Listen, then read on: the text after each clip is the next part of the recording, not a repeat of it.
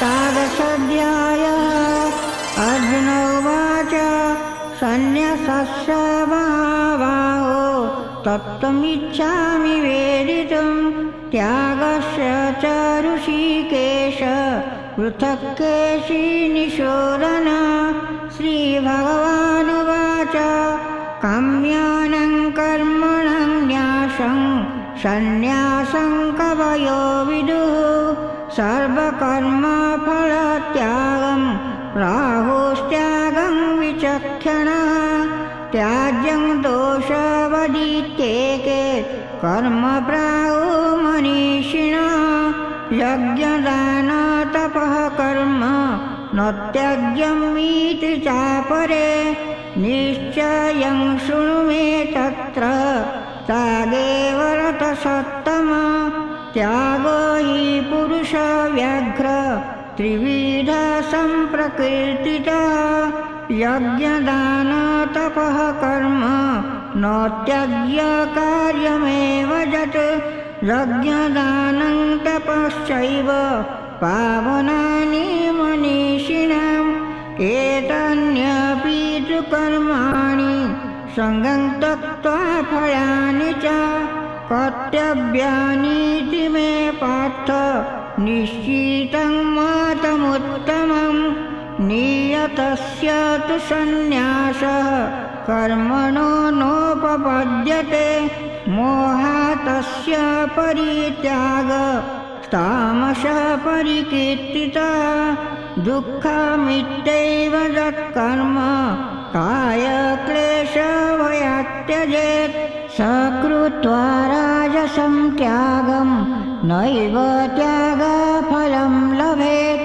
कायमित्येव यत्कर्म नियतं क्रियते अर्जुन सङ्गं त्यक्त्वा फलं चैव सत्यागसात्विको मतः।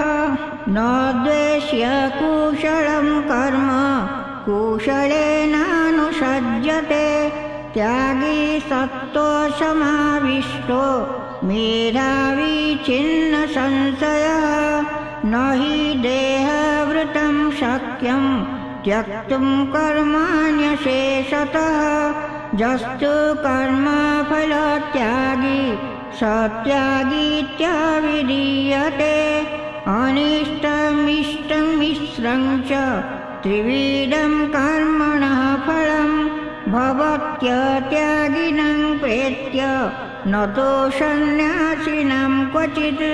पञ्चैतानि महाबाहो कारणानि निबोध मे सांख्ये कृतान्ते प्रोक्तानि सिद्धये सर्वकर्मणाम्। अधिष्ठानं तथा कर्ता करणं च पृथक्विधम् विविधाश्च पृथक् चेष्टा दैवं चैवात्र पञ्चमम्।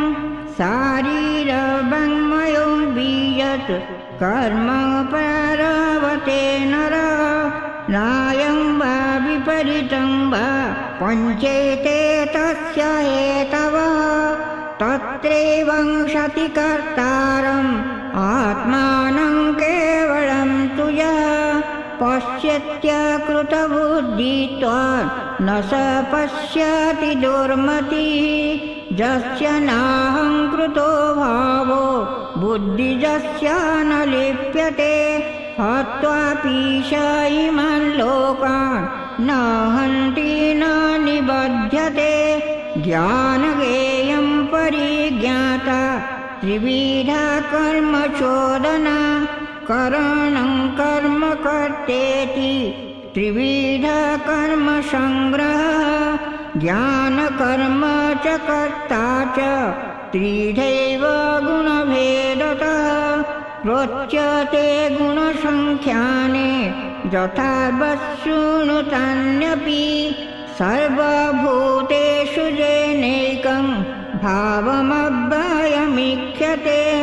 अविभक्तं विभक्तेषु तज्ज्ञानं विद्धि सात्विकं। पृथक्तेन तु यज्ज्ञानं नानाभावान् पृथक्विधान् वेत्ति सर्वेषु भूतेषु तज्ज्ञानं विद्धि राजसं जत्युकृष्णवदे कस्मिन् कायशक्तमहेतुकम् अतस्तात्तवदल्पञ्च तत्तामसमुदाहृतं नियतं सङ्गरहितं रागद्वेषतकृतम् अफलप्रेप्सुना कर्म यत्तत्सात्विकमुच्यते यत्युकामेप्सुना कर्म साहङ्कारेण वा पुनः क्रियते बहुलायासं तद्राजसमुदाहृतम्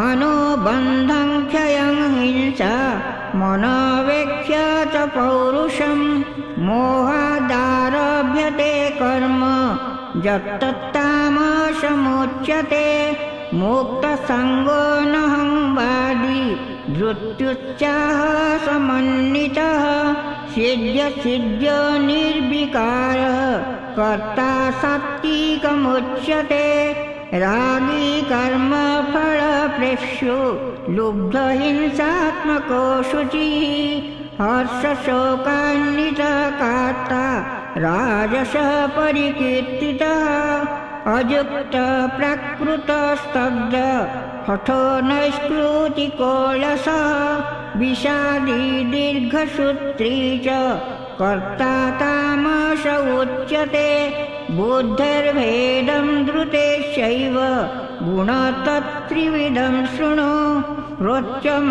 रोचमाननशेषेण पृथक्तेन धनञ्जय प्रवृत्तिं च निर्वृत्तिं च कायकाये वयावये बन्धं मोक्षं च या वेत्ति बुद्धिशा पार्थ सात्विकी जया धर्मं मधम्मं च कार्यकार्यमेव च अयथावत् प्रजानाति बुद्धिशा पार्थ राजसी अधर्मं धर्ममिति या मन्यते तमसावृतः सर्वर्थान् विपरीतांश बुद्धिशा पार्थ तामसी धृत्या जया धारयते मनः प्राणेन्द्रियक्रिया योगेन व्यभिचारेण धृतिशा पार्थ सात्विकी जया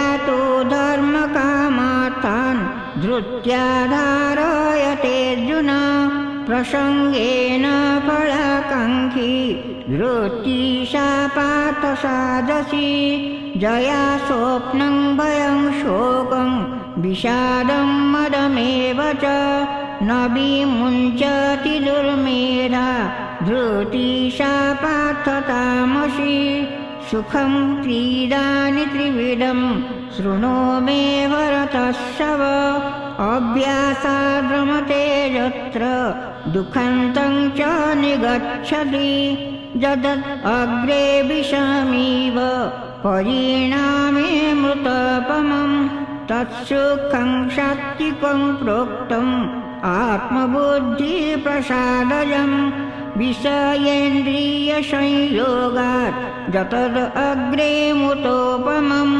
परिणामे विषमिव तत्सुखं राजसं श्रुतं यदग्रे चानुबन्धे च सुखं मोहनमात्मनः निद्रालस्य प्रमद्दत्तं तत्तामसमुदाहृतं न तदस्ति पृथिव्यां वा दिवि देवेषु वा पुनः सत्त्वं प्रकृतिजैमुक्तं यदेवी शात्रिभिर्गुणे ब्राह्मणक्षत्रियविंशं शूद्राणां च परन्तप कर्माणि प्रविभक्तानि स्वभावप्रभवै गुणे समोदमस्तपः शौचं क्षान्तिराजवमेव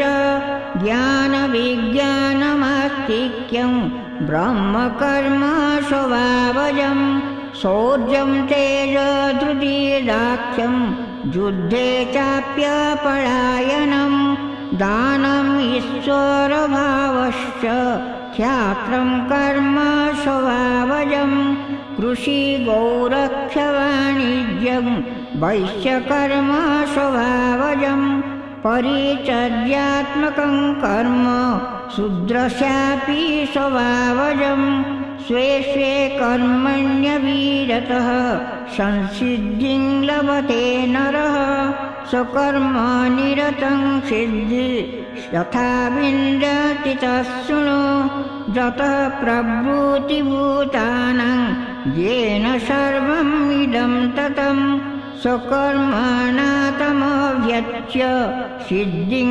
विन्दति मानवः श्रेयान् स्वधर्मविगुण परधर्मात् स्वनिष्ठितात् स्वभावनियतं कर्म कुर्वन्नाप्नोति किल्बिषं सहजं कर्म कौन्तेय सदोषमपि न त्यजेत् सर्वारम्भा हि दोषेण धूमेनाग्निरिवावृतः असक्तबुद्धिः सर्वत्र जितात्मा विगतस्पृहः नैष्कर्म्यसिद्धिं परमा सन्न्यासेनाधिगच्छति सिद्धिं प्राप्तो यथा ब्रह्म तथाप्नोति निबोध मे समासेनैव कौन्तेय निष्ठा ज्ञानाशया परा बुद्ध्या विशुद्धया युक्तो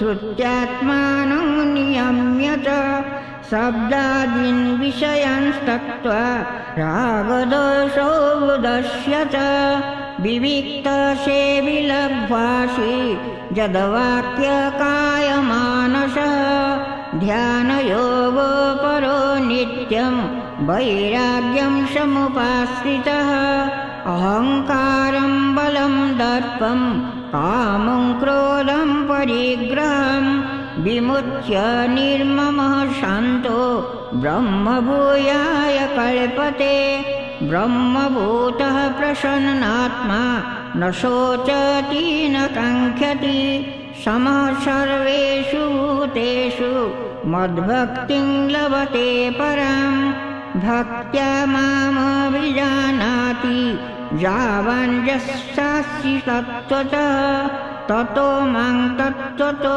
ज्ञात्वा विशते तदनन्तरं सर्वकर्माण्यपि सदा कुर्वाणो मद्व्यपाश्रयः मत्प्रसादात् त्ववाप्नोति शाश्वतं पदमव्ययं चेतसा सर्वकर्माणि मयि सन्न्यस्य मत्परः बुद्धियोगमुपाश्रित्य मच्चित्तः सततं भव मच्चित्तः सर्वयोर्गाणि मत्प्रसादात् तरिष्यति अथ चेतं अहङ्कारं न शस्यसि विनश्यसि यदहङ्कारमाश्रित्य न यस्य इति मन्यसे मिथ्यैष व्यवसायस्ते प्रकृतिस्त्वां नियोक्ष्यति स्वभावजेन कौन्तेय निबद्धस्वेन कर्मणा कर्तुं नेच्छसि योऽन्यः करिष्यस्य वशोऽपि तत् ईश्वरः सर्वभूतानां हृद्देशेऽर्जुन तिष्ठति भ्राम्यन् सर्वभूतानि यन्त्ररूढानि मायया त्वमेव शरणं गच्छ सर्वभावेन भारत तत्प्रसादात् परां शान्तिं स्थानं प्राप्स्यसि शाश्वतम् इति ते ज्ञानमाख्यातं गुह्याद्गुह्यतरं मया विमुच्येत तदेशेन यथेच्छसि तथा कुरु सर्वगुह्यतमं भूयः शृणु मे परमं वचः इष्टसि मे दृढमिति ततो वक्ष्यामि ते हितं मन्मना भव मद्भक्तो मज्जागी मां नमस्कुरु मामे वेत्स्यसि सत्यं ते प्रतिजाने प्रियोऽसि मे सर्वधर्मान् परित्यज्य मामेकं शरणं व्रज अहं त्वं सर्वपापेभ्यो मोक्षयिष्यामि मा शुचः इदं ते न तपस्काय न भक्ताय कदाचन न च शुश्रूषवे वाच्यं न च मङ्जो भसूयति य इमं परमं गुह्यं मद्भक्तेष्वभिलाष्यति भक्तिमयी परं कृत्वा मामेवेष्यत्य संशयः न च तस्मान्मनुष्येषु कस्मिन्ने प्रियकृत्तमः भविता न च मे तस्मात् अन्यप्रियतर भुवि अध्यसेतेदमम् इमं धम्यं संवादमावयः ज्ञानयज्ञेन तेनाहं विष्टस्यामीति मे मतिः श्रद्धावान् न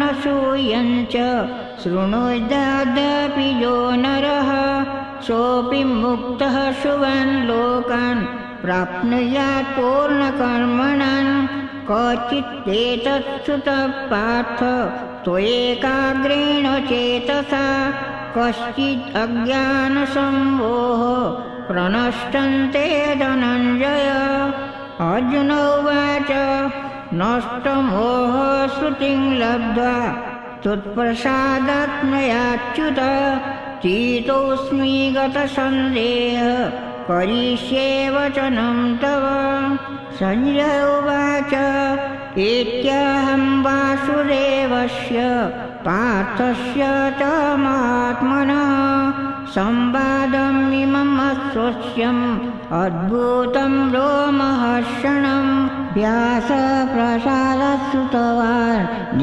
एतद्गुह्यमहं परं योगं योगेश्वरात् कृष्णात् साक्षात् कथयत स्वयं राजन् संस्मृत्य संवादमिममद्भुतं केशवार्जुनयो पुण्यः रुष्णामि च मुहुर्मुहुः तच्च संस्मृत्य रूपं अत्यद्भुतं हरे विस्मयो मे महान् राजन् हृष्यामि च पुनः पुनः यत्र योगेश्वर कृष्ण यत्र पार्थो धनुर्धरः तत्र श्रीविजयोर्भूति ध्रुवानीति मति मम हरि ओं तत्सत् इति श्रीमद्भगवद्गीतासु उपनिषत्सु ब्रह्मविद्यायां योगशास्त्रे श्रीकृष्णार्जुनसंवादे मोक्षसंन्यासयोगो नाम 18 अध्यायः।